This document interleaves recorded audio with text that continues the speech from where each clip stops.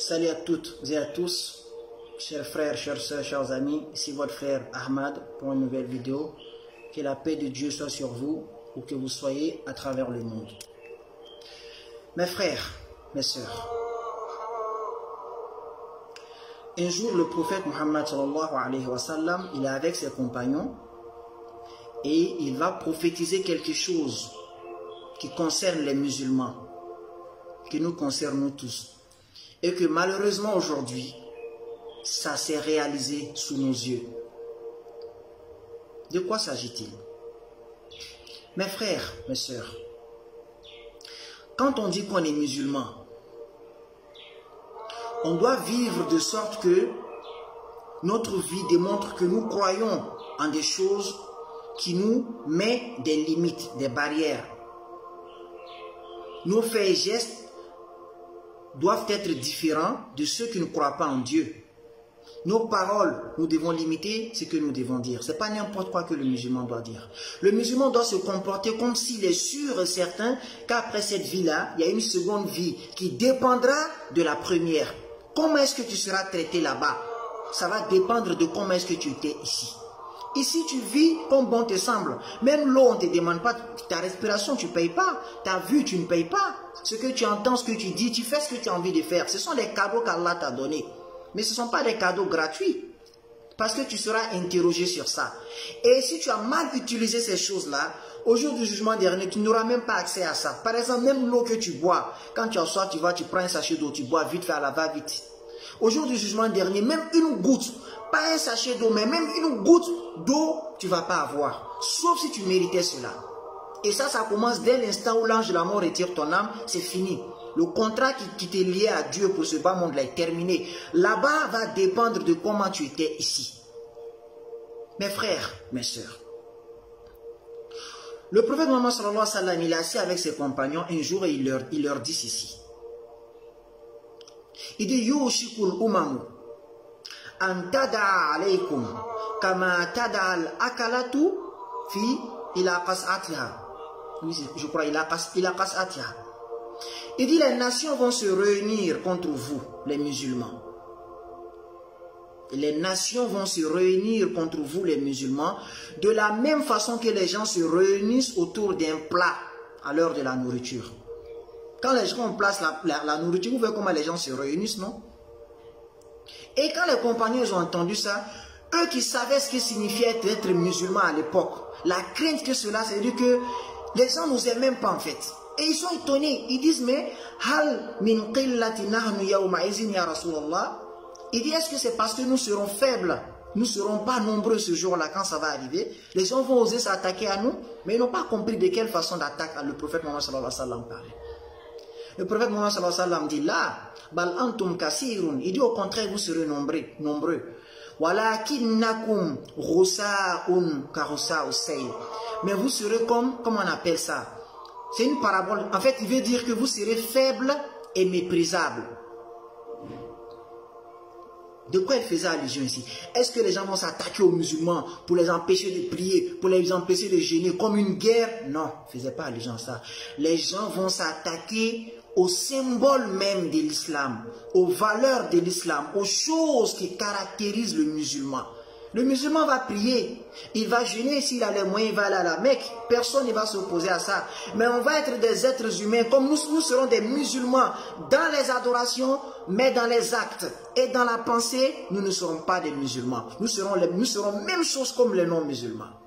Voilà ce que le prophète Muhammad sallallahu alayhi wa sallam a dit. Et quand il donnait les explications pour aller plus vite, je ne vais pas entrer dans les détails du hadith. À la fin, il a dit quoi? Qu'est-ce qui va causer ça? Quand les compagnons lui ont demandé, mais qu'est-ce qui va causer tout ça? Il dit, Hubbu dunya. Il dit, c'est le fait d'aimer ce bas monde-là. D'un amour désabusé. C'est-à-dire d'un amour incontrôlable. D'un amour exagéré. Il dit, non seulement vous allez aimer ce monde-là, wa karahiyatul maut, et vous allez détester entendre parler de la mort.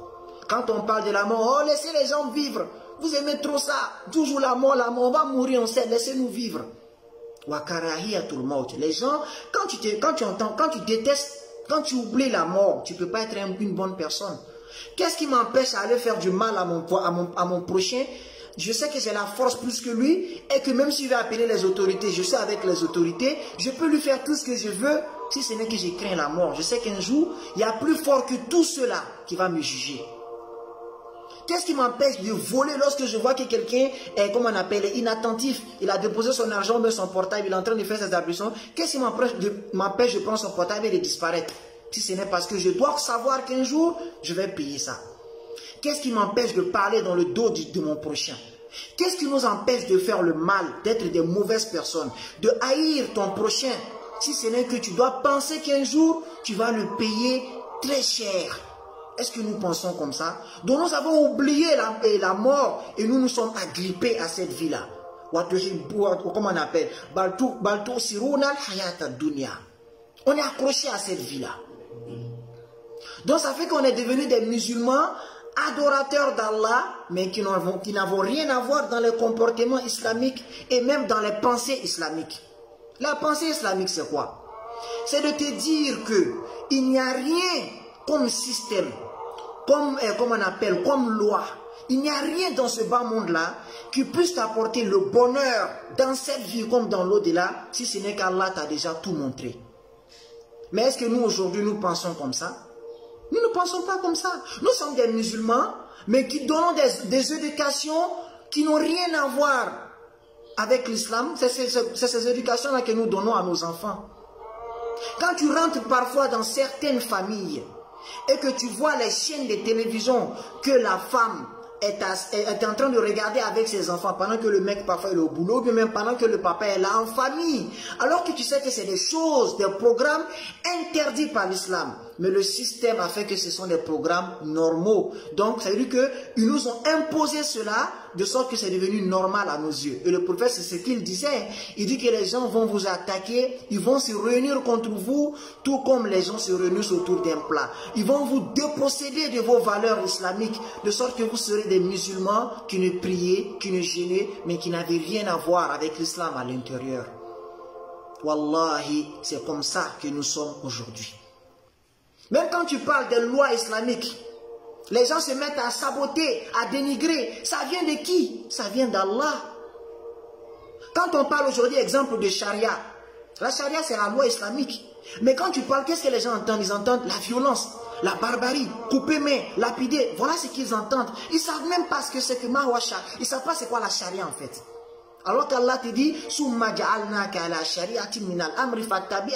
nous t'avons donné la charia, il faut l'appliquer. Aujourd'hui, tu ne peux pas l'appliquer. Tu es dans un système qui s'oppose à ça. Ce n'est pas une nation islamique. Mais tu détestes entendre parler de ça. Parce qu'on t'a donné l'impression que les lois venues de l'Occident sont bonnes. Plus que la charia. Et l'exemple le plus clair, c'est que quand tu regardes les pays où on applique la charia et les pays qui parlent de démocratie, tu vois que là-bas dans les démocraties, ça fait bon à vivre que dans la charia. Parce que ceux-là même qui disent qu'ils représentent la charia, ils n'ont rien à voir avec l'islam. Wallahi, Muhammad Rasulullah, il a dit la vérité. C'était le messager de Dieu. Ces paroles ont été prononcées 14 siècles plus tôt. Aujourd'hui, on est là, on voit ça de nos yeux. Des musulmans qui prient, mais qui n'ont rien à voir avec l'islam, dans les pensées et dans les comportements. Quels sont les vêtements que nos sœurs préfèrent aujourd'hui? Est-ce les vêtements islamiques? Non, ce sont les vêtements qui n'ont rien à voir avec l'islam. Parce que le système a eu raison d'elles. Le système a fait en sorte qu'elles doivent toujours démontrer leur beauté. Ah, la femme ne doit pas se cacher. Elle doit se démontrer, doit démontrer sa beauté. De sorte que même les cheveux, elles sont plus fières de leurs cheveux. Elles vont aller prendre d'autres cheveux pour mettre là-dessus. Sadaqa Rasulullah. Le prophète Muhammad sallallahu alayhi wa sallam avait raison. Si on veut citer même la façon dont on éduque nos enfants aujourd'hui, est-ce des éducations islamiques? Les gens privilégient les éducations non islamiques aux éducations islamiques. Parce qu'on te dit non, si tu apprends l'islam après, bon, tu vas être un simple imam. Ils ne savent pas que tu peux apprendre l'islam, être informaticien, être un astronaute, être un footballeur, être tout ce que tu veux, mais en connaissant bien les valeurs de ta religion. C'est impossible pour les gens ne pensent pas comme ça. Donc on concentre leur éducation sur des choses qui n'ont rien à voir avec l'islam. Et puis l'islam on dit, bon, quand même il faut, comment on appelle, il faut débrouiller un peu.